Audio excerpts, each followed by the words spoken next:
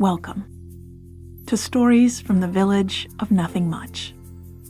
Like easy listening, but for fiction. I'm Kathryn Nicolai. I write and read all the stories you'll hear on the Village of Nothing Much. Audio engineering and sound design is by Bob Wittersheim.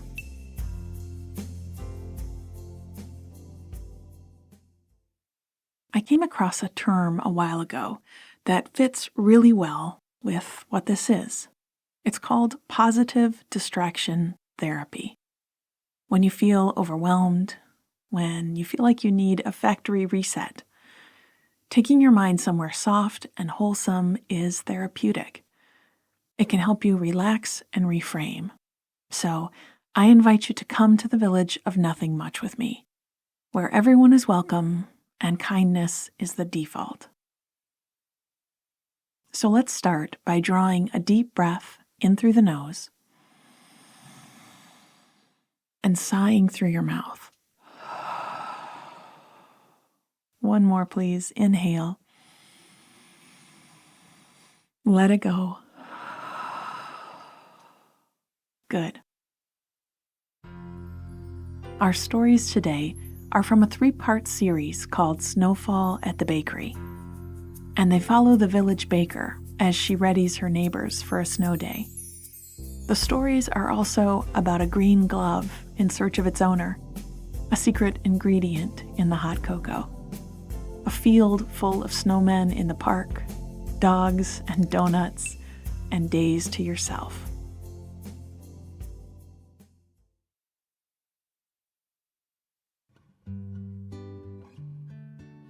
Snowfall at the Bakery, Part 1. It had been a few weeks now that we'd had no snow, and honestly, I hadn't missed it yet.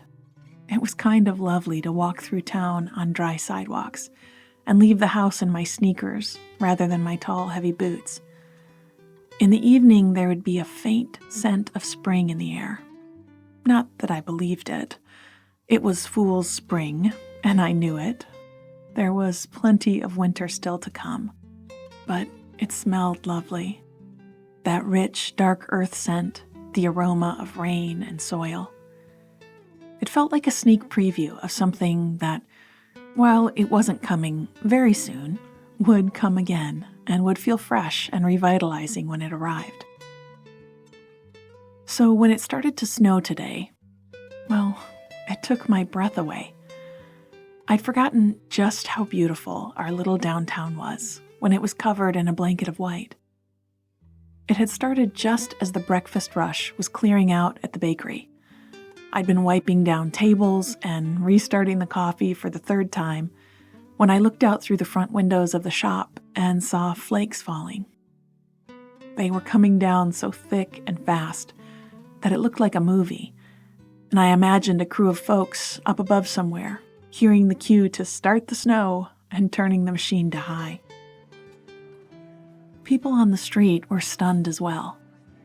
I saw them stop to look up, put out their gloved hands to catch snowflakes, and smile as they went back on their way. Each customer who came in mentioned it. "It's really coming down," we said to each other. "We're set to get 5 inches by the end of the day," called someone from the back of the line. "Wow," we all said, and turned to look out at the street again. I decided to slip into the kitchen and set up another tray of donuts. I had a feeling that people would need something hot and sweet to go with a snowy day. I washed my hands in the sink and put a fresh apron on. Most of our baking happened pretty early each morning. By the time we flipped the open sign in the window, we had fresh donuts and bagels and pastries in the display case ready for our customers. Then, while the morning rush was carrying on out front, we baked things that tended to sell later in the day: bread, rolls, pies, and cakes. By this point in the day, unless we had a special order, we didn't have much left to do in the kitchen. And that was my favorite time to be back there. It's when I could experiment a bit, test recipes I was working on, and bake with no sense of urgency. So I cut out donuts, and fried them off in batches. I tossed them in cinnamon and sugar and carried them out on a tray to slide into the cabinet beside the cash register. Now the snow lay at least an inch or two deep all over the sidewalks and benches and tree branches. I wiped my hands on a towel and stepped over to the window. We had a little neon sign that I turned on when the donuts were hot, and I plugged it in and watched the light of it reflect on the snow outside. Across the street at the diner, they were already shoveling the sidewalks, and their windows were fogged up from the cold. A customer came in and stomped the snow from his shoes at the front door. He rubbed his hands together and breathed over them. "Donuts are hot," I said. "I saw," he said with a laugh in his voice. "I just heard that they're closing the schools before we get too much more. You should have a bunch of little ones in here needing hot chocolate in a few minutes." "I'll get ready then. Thanks," I said, and headed back to the kitchen. We made excellent hot chocolate, and it didn't come from a pouch of powder and some scalding water either. I made it with ground cacao and shaved chocolate and creamy oat milk and cinnamon. My secret ingredient was a bit of tahini, and it gave the drink a richness that my customers craved but could never quite identify. In the kitchen, I heated the milk and whisked in all the ingredients. Then with a long-handled ladle, I lifted cupfuls of the cocoa a foot into the air and let it fall back into the pot, which frothed it as it warmed. Finally, I poured it into an urn, and just as I was carrying it carefully to the counter, the bell over the door began to ring again and again. School had indeed been canceled for the afternoon, and kids were streaming in excitedly, dressed in snowsuits with mittens dangling from the sleeves of their coats. We sold cup after cup of hot chocolate, topped with mini marshmallows, as well as all of the donuts, plus about half of the cookies. I chatted with the kids as I passed out the treats and filled their cups. They'd watched the snow coming down from inside their big brick schoolhouse a few blocks over, and hoped and wished that it would just keep on falling. Over lunch, rumors flew as fast as the snow that there was a blizzard coming, the biggest in 100 years, that they'd get snowed in at school and have to sleep on gymnastic mats in the cafeteria and survive on beans for days. When they got bundled up for recess, the announcement had come over the loudspeaker that school was closing, and everyone, even the teachers, had cheered. Some kids were riding the bus and some getting picked up by parents, but for the kids who walked to school, they felt that they had the best luck of all. They were here for their emergency rations, cocoa and donuts and whatever else their pocket money could afford. And then they were off to the park to roll the heavy wet snow into giant balls and stack them 3 high to build an army of snowmen. They tromped off with their cups and cookies.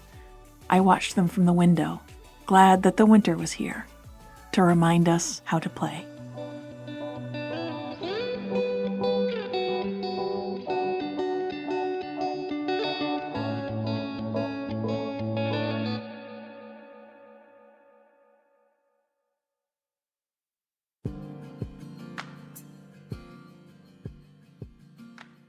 Part 2. We were getting close to closing time. We'd seen a rush in the early afternoon. First of school kids who'd gotten out of class early because of the thickly falling snow. Then a wave of folks who suspected they might just be snowed in tomorrow. And if that was going to happen, well, they wanted to be sure to have a loaf of fresh sourdough and a box of cinnamon rolls for breakfast. I'd already sent a couple of my staff home, not wanting them to be out on the roads if they didn't need to. I just had one helper left, and he lived in an apartment just up the alley and had been happy to stay with me and finish wiping down the tables and prepping the kitchen for the next day. I poured the last 2 cups of hot chocolate from the urn and set his beside the register for him. I appreciated the companionable quiet between us. We both knew just what needed to be done and how, and worked together like cogs in a clock. I wasn't sure yet if we would open tomorrow, if we would get so much snow overnight that the whole village would stay snuggled up in their houses for the day, or if it would taper off as we slept, and we'd have the magical combination of closed schools and offices, but a day lovely enough to venture out into. I looked into the pastry case where we had a couple dozen leftover buns and cookies. We usually wrapped them up for the day-old basket, but they'd go to waste if we didn't open up tomorrow morning. I wrapped a few of my colleagues' favorites for him and popped them into a handle bag and hooked it over his coat in the hall, and then wrapped up the rest in little packs of 2 or 3 and added them to a bigger bag. I flipped the sign in the front window, and as I was walking back to the counter, something green caught my eye. Snagged on a chair in the back corner where the school kids had been eating their treats was a single glove, little, made for little hands that I suspected were, at this moment, getting pretty chilly, making snowmen in the park. I laughed thinking about how many gloves and hats and even somehow coats that I had lost or left on the bus when I was little, and thought I might be able to save this kid from a bit of trouble when they got home. I added it to the bag with the leftover pastries. I heard a voice from the back hall calling, "Thanks for the goodies. Are you going through the front? Should I lock up the back?" "Yes, please," I called back. I could hear him pause as he put on his coat and waited. He called again. "And I'm putting a spoon under my pillow tonight. Maybe we'll have a snow day tomorrow?" I chuckled, imagining him trying to zip up his coat with crossed fingers. "Maybe," I said. The door closed behind him, and I could hear him locking it and pulling on the door once to make sure it was secure. Sometimes we all need a day off, I thought. And I decided right then that snow or not, we'd take tomorrow for ourselves. I'd call my staff to let them know when I got home, because often the best part of a day off is the night before when you know you don't have to get up in the morning. I went and put on my own coat and made a sign for the window to let customers know we'd be closed the next day. Then I pulled a hat over my ears, picked up my bag, and stepped out the front door. The snow was still falling, and a few flakes caught in my eyelashes. The air smelled brand new and just slightly sweet. I locked the door and started to walk toward the park. I noticed a few other shops that were closed early as well and hoped they would take the day off tomorrow too, if they could. When I first took over the bakery, I worked too hard. I felt that if I closed for a day or took time off, everything might fall apart in my absence. Pretty quickly I learned that if I carried on like that, I would burn out. The joy of what I did would be overtaken by exhaustion. I'd been given a good talking to by a friend, the man who'd owned the bakery before me, who'd taught me to bake and given me his secret recipes. He'd stopped by one afternoon and found me worn out in my office with my head on the desk. "Okay," he said, "that's enough." I looked up at him and knew exactly what he meant. He'd sat with me and assured me that my customers would give me grace when I needed to close up. He pulled my calendar from the wall and marked off days for a much-needed vacation. Then he went into the kitchen and reorganized the fridges and the baking stations.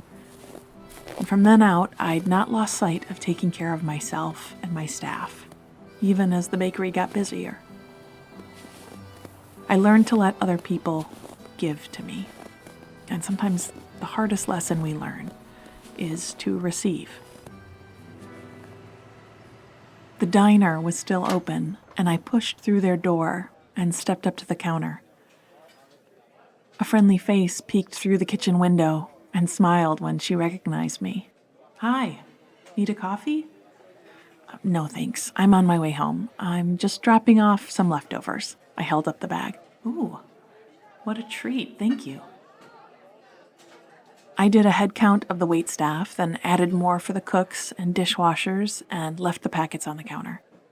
"Take care," she called, and I waved as I went through the door. At the next corner, I saw one of my regular customers, clearing the snow from his windshield. I took a packet from my bag and waved it at them to catch their attention. "Delivery from the Cookie Fairy," I chuckled. A smile broke over their face, and they wiped the snowflakes from their steamed-up glasses as they reached out for them. "Do you need a ride? This snow isn't going to slow down for a while yet." "Oh, thanks, but I've got one more stop to make. I'm on a mission." I held up the glove for my bag and turned back to the street. I felt like I was in a snow globe, the swirling flakes all around me, the downtown street with the storefronts lit from within. It was a magic moment, and I determined not to miss a beat of it.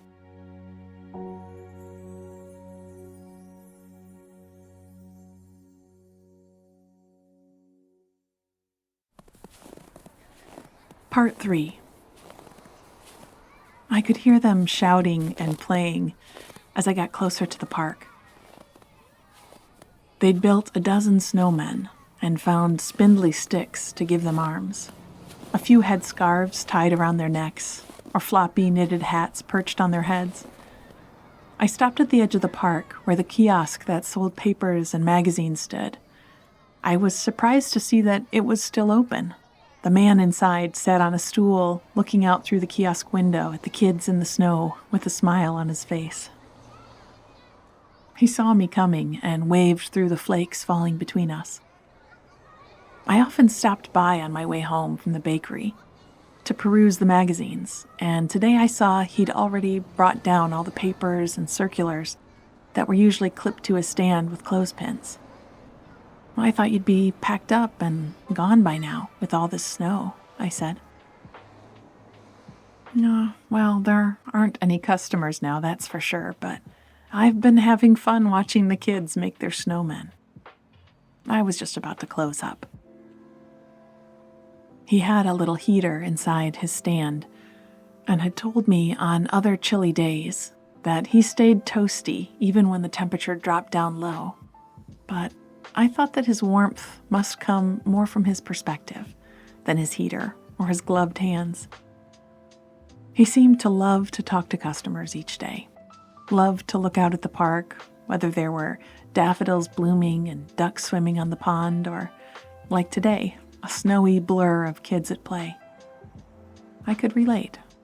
I loved to bake, but my favorite part of my work was watching a customer take their first bite of something I had made. To see their eyes close in pleasure and powdered sugar cling to their smile. That reminded me that I had one packet of scones left in my bag, and I reached in and brought it out. "Raspberry and hazelnut," I said as I passed them over to the man. "Have them with your coffee tomorrow." "Oh, thank you," he said, and he peeled open the packet a bit and brought it up to his nose to inhale the scent. He smiled and said he wasn't sure they would last till tomorrow. "Hazelnuts, huh?" Know what my grandfather called them? "Filberts," I guessed, remembering my own grandfather using them to fill his squirrel feeder after he'd given up on them leaving the bird feeders alone and simply set them their own place at the table. "That's it," he said. He'd keep a bowl of them beside his chair all winter and crack them for an after-dinner snack. One for him and one for me. I was glad those scones had been in my bag. I'd gotten to bring him a treat and a memory. And there was one more thing in my bag, a forgotten green glove left behind in the bakery by one of the snowmen builders an hour or so before. I said goodbye to the man in the kiosk as he reached up to unhook the wooden shutter that sealed up his stand at night. I took the glove from my bag and tromped through the ankle-high snow into the park. It was busier than I'd expected. Besides the pack of children I recognized from the bakery, There were a few people with skates and hockey sticks playing on the solid surface of the pond. There were people bundled up and walking the paths, and several big fluffy dogs who looked like they were having the best day of their lives. One was laying in a snowdrift, his fur slowly being covered in a fresh layer of flakes, while his dad attempted to persuade him to regain his feet. I stopped nearby, laughing under my scarf, and his dad rolled his eyes good-naturedly at me. "This will be the story for the next few days," he said, shrugging. He'd stay out in the snow all day if I let him. We baked dog biscuits at the bakery, and I kept a few in my coat pocket for just these occasions. I handed one to the fluffy dog's dad as I passed them on the path. "If it gets desperate," I said. The kids who'd built the Legion of Snowmen on the open ground had retreated to a slope and were sledding down on saucers and red toboggans. I hiked over, watching them come down the hill, holding tight to their sleds and each other and screaming with silliness as they went over a bump and tumbled into the snow. I kept a keen eye out for anyone without gloves, or with just one in the same telltale green I had now in my hand. Almost certainly, school would be canceled tomorrow, and there would be pancakes for breakfast and more adventures in the snow. There would be sidewalks to shovel and movies to watch and board games to set up and then abandon when they got bored of them. Snow days when I was their age were often when I would pull down a few cookbooks from the shelf and try my first recipes. Try a loaf of wheat bread, cookies, or a pie crust. My most successful and therefore most made bake back then had been simple oatmeal raisin cookies. I smiled as I watched the sledders, thinking that I hadn't made any in a while, and I was sure I had all the ingredients in my pantry.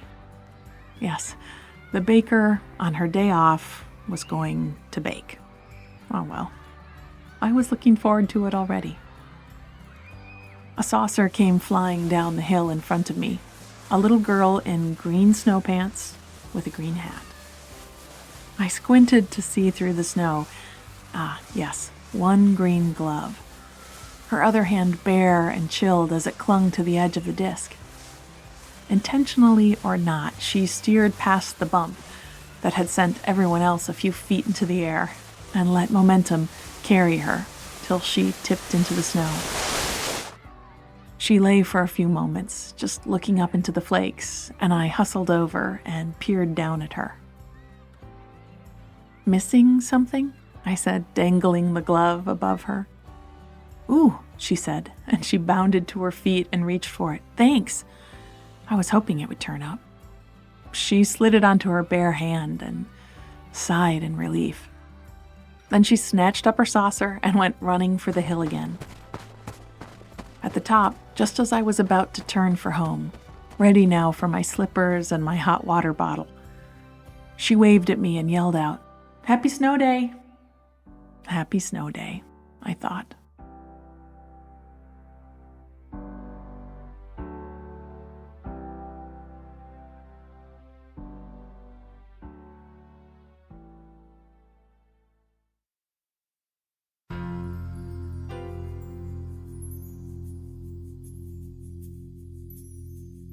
Thanks for visiting the Village of Nothing Much with us. Whether you live somewhere with snow days or not, we wish you moments of magic in the natural world, days to rest, and ways to play. We'll be back next week with more stories from the Village of Nothing Much.